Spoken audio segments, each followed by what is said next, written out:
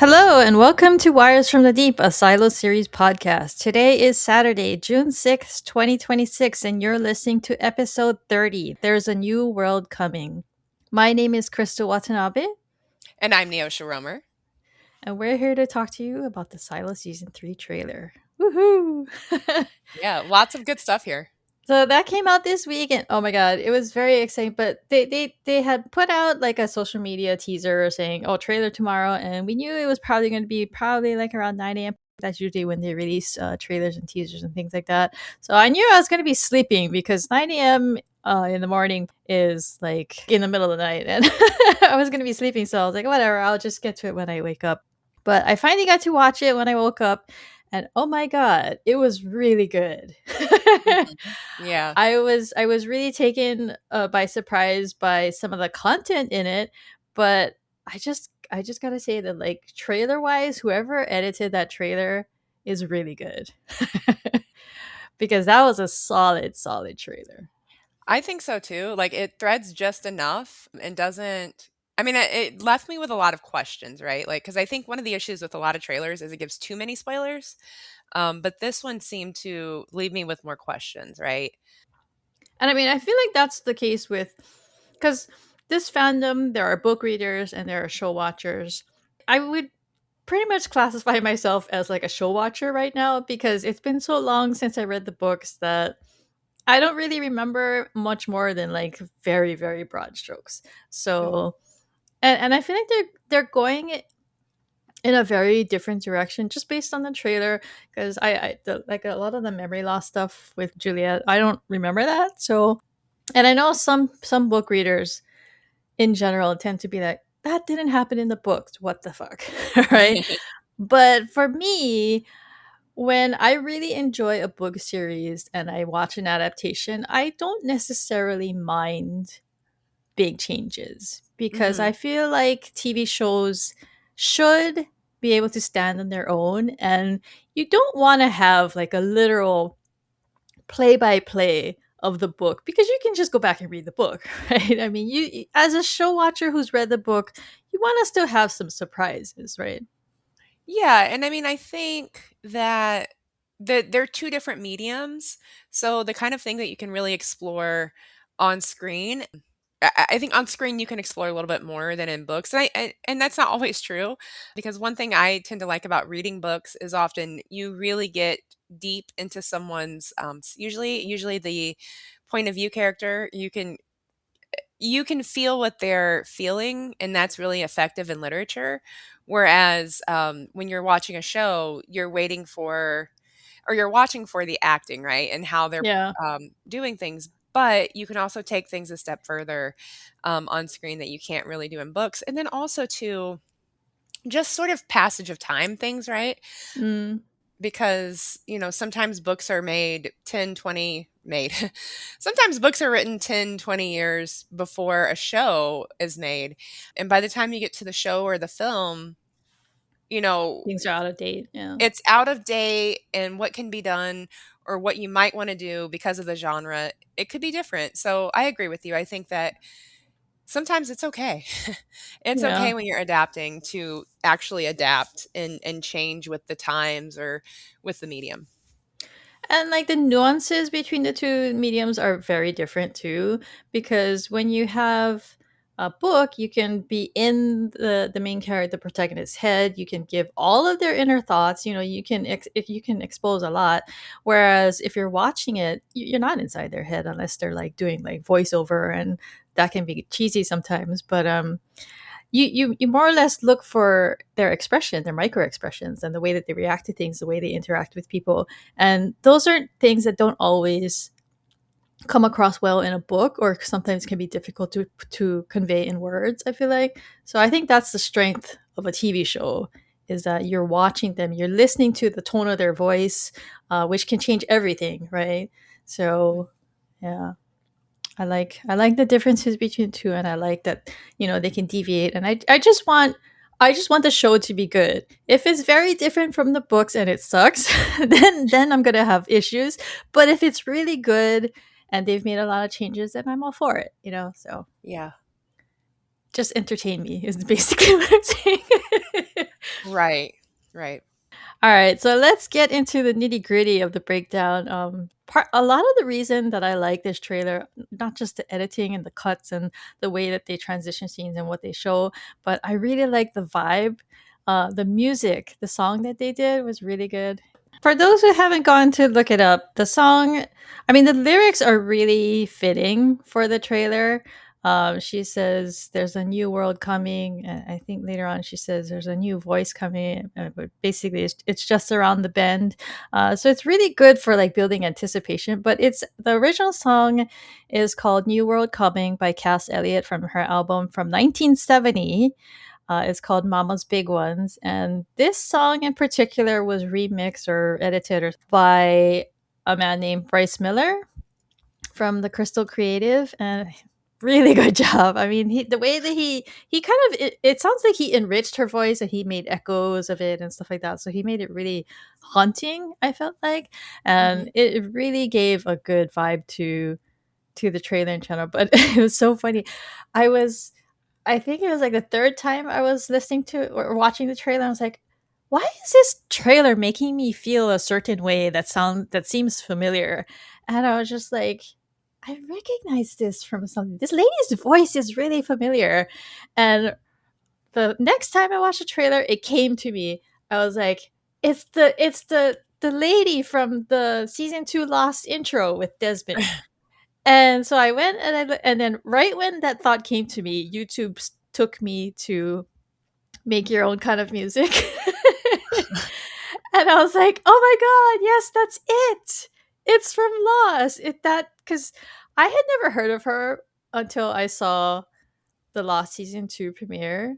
Mhm. But it was a very memorable song. And like anytime I hear that song now, all I think about is that Lost intro. I don't know about you. The one in the hatch. I'm talking about the one in the Yeah, hatch. no. No, I mean, like, the song seemed familiar to me, but I couldn't place it. Yeah. So I didn't have the same sort of reaction that you did. Well, it's just because I think I have a very strong connection to that scene because I went to go see that Lost premiere. Mm. They had this thing called Sunset on the Beach. Mhm. Basically, they would put up this giant screen on Waikiki Beach, and you could go down and you could watch things. And so they had one for the Lost season 2 premiere. So I dragged my whole family down there, kids, grandparents, everybody, because we are all fans of the show. And we went down there and it was raining, so we were all sitting on like wet towels and everything, and the cast came and everything. So there's this whole carpet event and everything. And so we sat there in the rain, and then they opened the episode, and we were all expecting like the cast, from season 1, but then instead there's this guy, and so it's just the intro to season 2, right? So Yeah. it was like a mind blowing thing. So just it was made even more memorable to me by being sitting on the beach with my family. But yeah, so I that it gives me like a very nostalgic feeling, and I guess because it's from the 1970s too. So Mhm. we find out immediately that Juliet was in that fire room for 3 minutes, and that has led to what I guess is her memory loss. Or I mean, I'm assuming that because it could be something else, right? Yeah, because we see the note that's given to her, and it's like, "Don't take the pills." So it could be memory suppression. Yeah, they show her taking pills too, so Yeah. it could just be that while she was unconscious after they got her out of that room, they drugged her and that's what happened, right? So yeah, I'm Yeah. just assuming that. Basically, I think it sounds like the show is going to open 3 months after she gets back to 18. Mhm. No memories for the last 3 months other than those that you've given her. And then we hear Jules saying she says she looks in the mirror and she doesn't even know who's looking back. So her memory loss is so bad that she doesn't even remember who she is. Yeah, because I mean, like, if you lose 3 months, right, and you come back and your hair is slightly longer, slightly blonder, she really got a great updo here.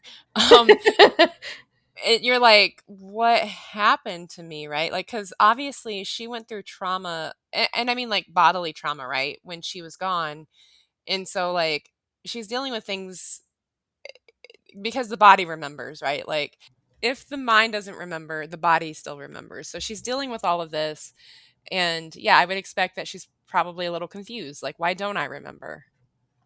So there Other than the trailer, there was like a very quick Rotten Tomatoes first look that got released. I don't know when that came out, but basically, it shows Jules and she's wearing the mayor's necklace. She looks very nice in it. And she looks very nice and clean. And she looked really nice and clean in the trailer too when she's looking in the mirror. And we had talked about that during the teaser. I think we were like, why does she look so clean? Right? Mhm. Because yeah, she looked really good. But in this Rotten Tomatoes first look, she's looking in the mirror with this necklace, and someone actually says behind her, she addresses her as mayor. So Mhm. she's put into this position, and I'm assuming she's a figurehead because why else would you put a mayor who doesn't remember who she is in as I mean, mayor, right? aren't they all figureheads? Like, I mean, that kind of feels like the vibe I've gotten over the last 2 seasons is, like, pretty much everyone here is a figurehead, except Except for Sims. Bernard and Sims, yeah. Yeah, Uh, I mean, even Bernard, I feel like, is playing a part. mm. But yeah, so in the trailer, I had actually missed this the first like 5 times that I watched it. But Sims is giving a speech in the cafeteria. He's saying truth does not come without cost. And then they show Jules sitting next to him, and she's actually wearing the mayor's necklace. So she's already in position when he's giving this speech.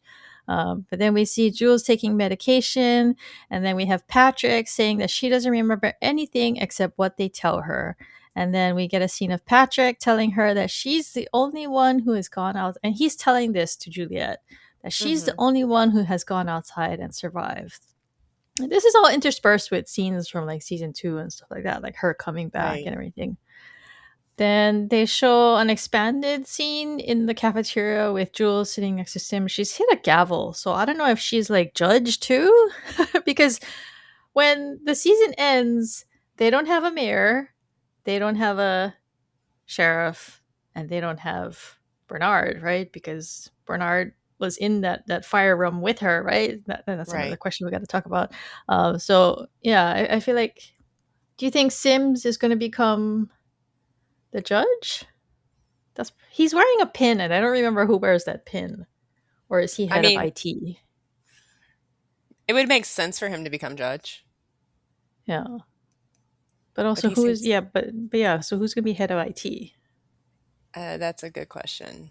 Because Camille is she's got the legacy, so I don't know. Would she be head of IT? Because I think whoever has access to that server room has the key fob, so they would technically be head of IT. So maybe it's Camille. Maybe So because I don't remember. So that's the other thing too. Like Camille seems to have a pretty prominent role in this trailer, whereas yeah, like it feels like previously her role had not been so prominent. I mean they were leading up to it. I feel like once she got access to the legacy, I feel like that elevated her like big time, right? So Hmm. but yeah, so Camille head of IT, Juliet mayor, and then do you think Billings would be sheriff? He could be, yeah, And then Swims that would make Sims judge probably. So he was yeah. in judicial already. So I just want to say that I would never want to be in a position of power in the silo because everyone dies. Like nobody there's so lasts much very long. movement. Yeah, no, it's like, well, you've been here for 2 days Although to be fair, Mayor Johns was mayor for a very long time. So until everything went to crap. until everything went to shit, yeah. Yeah, Until this year. Don't be in a position power this year. yeah. All right, so next we see Carla. She's talking about the amount of panic, and just to refresh people's memories, Carla works in supply. She says that the amount of panic that would ensue if people found out how many days we have left. And then they showed a number countdown, and it's counting down to 280. And then we see flashes of a bunch of scenes, including one that looks like opening a helmet case because they've shown us that helmet case in Mhm. like cleanings before, and it's this big bulky square case that holds the helmet before they put it over the person who goes out to clean. And then we get Juliet saying, I get splinters of memories. And then we see her burning a note that says, do not take the pills. Billings heads down to a heavy door and is labeled CS6. I don't remember what that could mean. So, but it looked like a huge door, Mhm. and somebody had to open it for him. Then we get Juliet saying, if the founders cared so much, why do they need to kill a silo? So, what did you think of that? That's what I called Silo the Hunger Games edition or the Hunger Games Silo edition? Because it seems like this idea of killing a silo is like one of the silos will be chosen to be killed, is what I was taking from that. And so I was starting to wonder, like, what is going on here in terms of we've obviously encountered the theme of controlling the population. There's a lot of stratification within, the silo, what people can do, like in the first season, like, even Juliet's mom building the telescope being something that was so transgressive, and so Mm. bad, right? And so we've seen concepts of population control and controlling people and what they can do. I kind of wonder if we're coming to, the concept of culling the population. Mm. So trimming the population down to the size that we either want it to be or need it to be, because we've destroyed the planet, right? And I think that's where we're headed here. I could be wrong. And people who are listening, you should be prepared for me to be wrong about everything. I love being wrong. There's a bunch of different reasons it could be too. Like I think they did throw around the number 10,000 for the population of the silo, so it could just be that that's their optimum number that they need to stick to in order to survive. Because if their population goes too far above that, maybe like they start running into supply issues. Maybe they have like a end year that they need to survive to, and that's what they're aiming to, and that's why it's set at 10,000. Because I've seen a lot of posts over the years on the subreddit talking about population control and reasons for needing to keep numbers down and things like that. So those are the kinds of things that get thrown around. But after Julia says that, they show people in suits gassing by hand, like almost like fumigation, like how you see like guys outside, hand spritzing their grass in their on their sidewalks and things like that. And then we see Jules. She's playing with the duck pez. It's still around. Then Camille says the question she's asking will get us killed. So I have to wonder at this point how much Camille has read up, because the legacy is like a history. It's like an encyclopedia of the past. Hmm. So it's like something that it's like a resource that she can go. It's like she's the only person in the silo that has access to the internet. And then we have Juliet saying, "There's something I have to do to protect everyone." And we have scenes of rebels rushing to the stairs. And this is what Bernard had always been trying to prevent in the second season, right? He was always trying to prevent a big rebellion. And so, like, the things that he has been talking about are coming to pass, looks like. Although we don't know, actually, we don't know if this is like a flashback either, Right. right? Because it could be like something that happened before, or it could be something happening in like Jimmy's or Solo's silo too, right? So, because Right. I mean, we didn't fully get the history in season 2 from 17. Yeah, and so the other thing is, like, we do know they tried that, right? Where they Yeah. rushed the stairs And then we see the countdown go down to 168. So, what was the first one? 280. to 80. It's 112. So about a little more than 3.5 months. Mhm. So at least that much time goes by. And we're assuming that that's in days, right? The countdown, or do we know that's days? Yeah, yeah. That's what I'm assuming. So, Okay. and then we have Camille talking to Jules. She says, "You made your choice. You'll die. Your friends as well." And then they have more scenes, and this time they have scenes of rebels attacking IT, like they're pouring into Bernard's office and stuff like that. Mhm. And then when she says, "Your friends as well," they show us a quick flash of Solo, and he's got a haircut. And then Jules says, "What are you afraid we'll find?" But it's unclear who she's talking to. And then this scene I thought was really interesting. They show Camille crying. She's got tears coming down her face. And behind her, it's red. And you can tell that she's actually in the legacy room. So the lights that are typically white have turned Mhm. red. And then they show the silo going dark. So something bad seems to be happening. So Yeah. it kind of seems like she's crying because she knows that this thing, maybe the countdown has gone to zero or something. Yeah, or it's getting But close to 0, or she's in big trouble. yeah, yeah. So something is not right. But then and then I really like the way that they transition. They have Paul reciting the pact, which is fitting because he won all the pact bees and everything. He's the pack expert.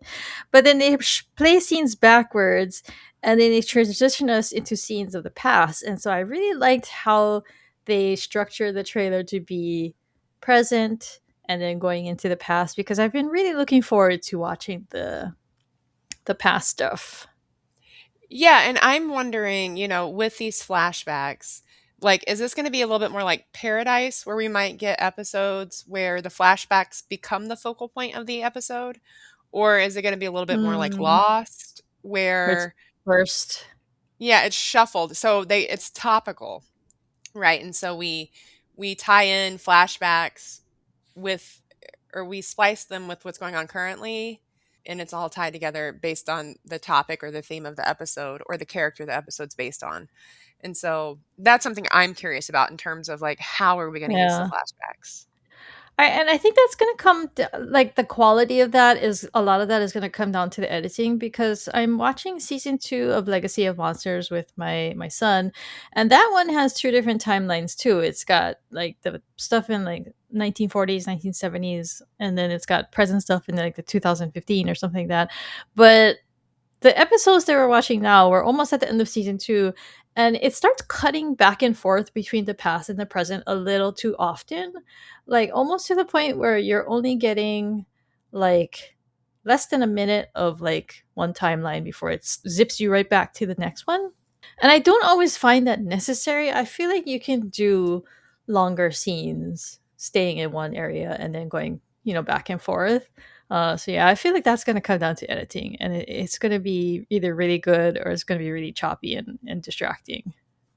And I found the same thing happened when I was watching 12 Monkeys, the TV show Mhm. too, because that one had a lot of time travel. And that one, some episodes, it would jump around into different time periods a little too much, and it got just too confusing, Right. So, Not every show is time travel is a good idea. It seems fun, right? Because I think we always want to know how the past has influenced the present, but I don't know that every show can execute it that well when it comes to actually um, adding it to the story. Because at the end of the day, unless this is a flashback of characters who we're already invested in, we're not going to really care if it's not tied in well. Like, I think Paradise did a great job with this with the first episode of season 2, which I know we mhm. discussed in episode 28.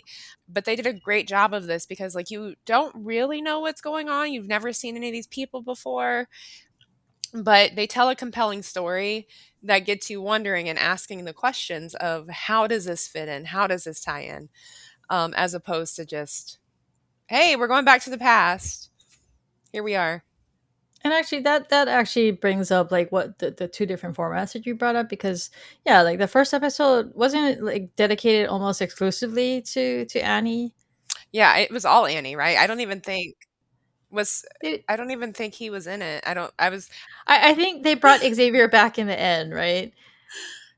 probably maybe. I actually don't remember, but I just remember it was predominantly Annie at Graceland. Yeah, yeah. So I mean, yeah, and like the downside to that is when I know when I started watching Paradise season 2, I was like, who is this Annie lady? And Mhm. why? Where's everybody else that I've been waiting to hear, waiting like a year to hear more about? And I was just kind of impatient. And I think it took me a couple of sittings to actually get through the episode. By the end, I was really hooked into her. So, but I do think that's a risk, like packing all of a flashback into like the first episode back. So, I will say it requires a lot of trust of the audience, right? yeah, yeah. Because like if you're the kind of person where you tune in and you're like, I'm here for Xavier. Mhm. Mhm. I'm here for Xavier. And you're not seeing Xavier in like the first 15 minutes of this episode, and it's like some random woman at Graceland, and you're like, what does this have to do with anything that we're doing right now? Or that we were Yeah, talking like about or in like season one? or even like I feel like some people might even go, "What do you mean it's just show? Is this the same show?" And just getting really frustrated, right? Well, So, it requires trust, but also, and what I think is brilliant about the model that Apple TV has deployed, and Paradise uses a similar model, which is the weekly release format, because as confusing as it might have been going from season 1 to season 2 as a Paradise viewer, I watched season 1 before, like last year, or yeah, it was out last year, and then started season 2 when it came out this year. I bet people who binge all of it together are going to have a completely different experience because for them, it'll be like going from the end of season 1 and everything that happens there, and then immediately into Annie. And I find that that's more disjunctive and more confusing. It's kind of like when we talk about Fringe with our cult group of Fringe watchers, and we're like so shocked and surprised that they're kind of like hitting some of these like plot twists so early on, like they're figuring it out. Yeah. And I think it comes down to, when you have the weekly release model, how you engage that show and how you interact with it is probably going to be a little bit different from binging. But again, I mean, Yeah. people can still choose to binge a weekly model, or weekly release model show. And I mean, I certainly binged the first season of Silo. However, it's different. Like, I think you have a different experience. Yeah, and it's the same thing with Lost too. Like Lost was like week to week, so you had a whole week of like listening to podcasts, reading articles, reading fan theories and things like that. So your chain of thought could get all muddled and ideas could get introduced from a bunch of other people. Plus you had life going on, and then when you Hmm. come back the next week, maybe some things aren't as fresh, or like as a binge, you literally just watched that episode. So Right. everything is still in your head. Everything is still in your frame of mind. So I know what you're talking about. So, yeah, I mean, I think another big theme here, right, is time and time running out, because we did hear that the founders are going to be killing a silo. And I'm really interested to know, like, who are the founders? Are we talking about the people that started the silo system? Is the pact? I mean, the way that it kind of comes off to me as a law person is we're talking about a constitution. So are these founders like the founding fathers of the silo system? Or are there people who are actually a group that are the founders? And I apologize to anyone who's read the books and they're like, wow, she doesn't know anything. I've not read the book. But these are the questions I have as someone who's only watched the show, and just sort of my perceptions of the pact and, what it's supposed to be doing here. Like I said, it transitions us into the past, and then we see people walking into a brand new silo, like we see the ramp that Jules walked up, and we see them walking in. So they're not being like imprisoned in these silos. They're like willingly going in. They look happy, right? So, and then we see a quick flash of a map of the silos, and we see the overview of the silos, the green field, and everything. And then we hear some of the new characters. We got to see what is her name? I don't even think of her as Just Carrie the hint. Weaver now. Oh, Laura Innes. We see her walking out of a hangar, and we hear two men talking. One is Colin Hanks, I think. They're saying the end of the world cannot be stopped; it can only be survived, and that's a really great line. Yeah, And yeah. then, So the end of the world can't be stopped; it can only be survived. yeah, love it. But they also show like jets, and we had seen in one of the first look images someone who looked like she was wearing like a pilot's jacket. I Hmm. don't know who that character is yet. So, and then, so I found this really interesting. The last line is Sims saying, Juliet, whatever you're going to do it now. So it kind of seems like that's tied to what's happening with Camille. I feel like that's going on at around the same time that Camille is seeing like this red alert stuff. Hmm. Everything is, so it seems like that's probably towards the end of the season where the bad things are happening. It's probably going to be they're working all season to prevent bad thing from happening, and then bad thing is about to happen. So, yeah, it seems like I feel like that's probably what Sims is doing, saying to her. And then one of the other first look images too was we had talked about this before. It was Sims in the red suit, which is actually the suit that Jules wore over from 17, right? So, Hmm. and then they show Jules standing in front of the legacy screen. I don't know what that's about. All right, and one more topic, last but not least. Is Bernard dead? Because there was this whole Bernard Lives campaign at the end of last season. People were deep. That was like the hot topic after the finale last season. Everybody was like, well, he's in the room, and like the fire came, and then now we know that the fire was on for 3 minutes before they Hmm. got Juliet out. So did they get him out? And was he alive too? And just quick spoiler alert, if anyone doesn't want to know the kind of thing where you look things up, skip ahead like 30 seconds or something. But I looked at IMDb and he's Tim Robbins is credited for 22 episodes. So that doesn't necessarily mean anything right now because really he could be credited with 2 episodes for flashbacks. It could just be that he's in the whole season and we don't we his like IMDb credits is not fully fleshed out yet, you know, or it could be like they save him for the end or something like that. You know, it's a bunch of different things. So, what do you think? Because they do specifically say 3 minutes in a box of fire. So, I mean, I think the only way you get that mayor's necklace off of him is if he's dead. And also, I mean, she's in a suit and he's not. And we know that yeah, there's something special about that tape that they have on the suit. I mean, obviously, one of the special things being that you don't die when you go outside. yeah, So I don't know. I'm leaning towards yes, he's dead, just because, again, I don't think he gives up his necklace unless he's maybe badly injured. yeah. Maybe in a coma or something, right? Yeah, something like that. But I don't think he's giving up his power if he's not dead. Yeah. Yeah, because we had talked earlier about who could be head of IT, like, and I didn't even think about it, but I was talking like he was dead. I mean, he's noticeably absent from the trailer, right? That's one thing to think of too. So, yeah, I don't know.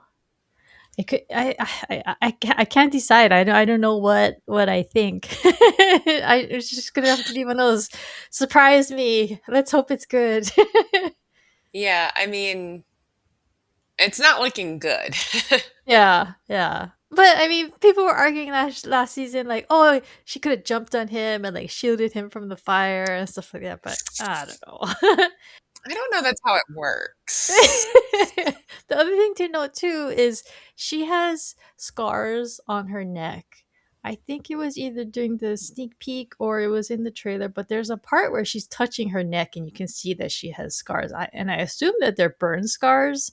Hmm. So I don't know that her suit did a ton to help her. Maybe it just protected her head. I don't know. Hmm. So, And I mean, like, we've seen different properties, different science fiction properties have like anti burn technology. So maybe, mm, I don't yeah. know. Like, there could be a way. There could be a way. But Yeah, that's true. That's true. The last thing that I wanted to talk about is the silo logo. It's like made out of stone and you hear it crumbling and I really like that. That was a nice touch. Very yeah, end of the worldy kind of touch to it. yeah, I did notice that. So, I mean, just in general, like, what are your thoughts? Like, I'm pretty excited. I feel like the teaser was one thing. Yeah. The trailer gave me a lot to think about and to anticipate. Yeah, I mean the teaser got me a little excited, you know, things are coming back, but this trailer is what really got me interested. I'm like I'm ready for this I need to get through my rewatch first, but I'm almost ready for this to happen. Yes, yes. And I have to say I am really looking forward to watching this week to week with you because You know, like you binged the first 2 seasons, so we were just talking about it. The experience for you was different than it was for me. Like I like for the first 2 seasons, like my life gets consumed by Silo when it's in season. I watch it 3 times per week. I watch it once when it first drops. I watch it once to take notes, and then I watch it once with Down Deep for the watch party. So there's a it's crazy. I don't watch any other show 3 times every time it comes out. So and then I record with someone and I talk about it and we pick it apart and everything. So yeah, that's actually what I was just going to say. Like, when you're doing something like a podcast, like, I rarely watch something just one time. Even so, Crystal and I also co-host on another podcast, and where we talk about the TV show Castle. And even for a TV show like Castle, I watch it at a minimum 2 times. hmm. So, because you want to make sure that you're catching the things. And for me, as much as I love sci-fi, sometimes things can go right over my head. So I do like to watch it a couple times. And like I said, I have fun with theories and fun with like what I think is going on. And I'm not always right. And so like I'm really looking forward to being on this journey with you because you're going to hear a lot of like what's going on, and probably just getting most of my theories wrong until the end. And I'm not really. Listen, I stand firm. I stand 10 toes down and not having everything quite right. But it's just part of the journey, I think. Because I think good sci fi is really meant to get you thinking about like what message it's trying to deliver. And if you're thinking about that, then you're going to be wrong sometimes. So, yeah. But yeah, so that basically breaks down the trailer. Like we said, we're really excited, and I'm looking forward to. We're 4 weeks. We're 4 weeks away from the premiere. Basically, it's Yep. gonna debut in July 3rd, which technically will probably be my July 2nd, going based on previous things because I think they drop it at midnight. Actually, So I for all of us, they've been dropping it. A lot of the Apple TV shows have been coming at 9 p.m. instead of midnight, okay. Yeah, because I remember they would all come out at 3 p.m. my time, so I used to watch in the afternoon. So which makes sense because that would be 9 p.m. for me. And so yeah, I've noticed that like they'll be like, oh, it's on Wednesdays, but then it's like 9 p.m. So I wonder if there's like something, I don't know what time zone they're going by, to be honest. So anyway, it's at 9 p.m. maybe UK. I don't know. Well, they're 5 hours ahead of the US. So if that were true, it'd be 7 p.m. I Yeah. don't know then. I Okay. just log on and watch it. Yes, I mean there's a small group of us on the Discord where as soon as it's up, someone says it's up, and then we all start watching it. We chat there, and so Yeah. all right. So other topics before we wrap up. What have we been watching? So I have been rewatching Battlestar Galactica, which I feel is very prescient in this moment for political reasons. Ah. And also I didn't realize it, but the new Scary Movie is out this weekend, and I need to go see that. Well, I'm planning to go see Masters of the Universe. Okay. I'm gonna take my 11-year-old to go see that probably on Monday, so I'm looking forward to that. And it was so funny because I saw this promo video on Instagram with this viral like weightlifter prankster guy, and so I texted my dad because he's the one who told me about this guy. I was like, oh, he's in this video with the guy from He-Man. He's like, I didn't follow any of the Masters of the Universe movies. And I was like, Dad, this is a totally new franchise. What are you talking about? I guess he was confused. I was like, yeah, the last Masters of the Universe movies was with Dolph Lundgren, so I don't know what you're talking about. But things I've been watching, I went to go see the boys finale in 4DX, which I thought was really cool. Kind Mhm. of gross, to be honest, because I don't know if any of our listeners have ever gone to a 4DX showing, but you get sprayed with water, you get jerked around a lot, and you Oh. get air like blown at your head and things like that. So like if there's gunshots, Oh. you get air blown at your face, and the Boys is very gory, and the guy Huey, played by Jack Quaid, he's known for always getting splashed with blood when people like basically explode in front of him. So I knew that he was going to get it in this finale because it had to happen one more time. And so when it did happen, we got sprayed with water, and I was just like, "Ew, gross." I don't think I would enjoy this 4DX thing, is what I'm hearing. I mean, I took my youngest, my son, to Godzilla minus 1 in 4DX, and like 10 minutes in, he was like, "No, I don't like this," and he got up out of his seat and he went. He spent the whole movie on the stairs. He was like, "I don't like this." No, he noped out right there. Yeah, I don't know if I would like that. Like, because I was it Universal Studios? It was one of the big like theme park type deals where they had and this has been like at least 20 years where I went there and they had that kind of experience where like you would feel like if there were rats running, you would feel like Mm. the air at your feet, like to mimic that. Oh my goodness, I don't like it. I don't like it. I can't do it.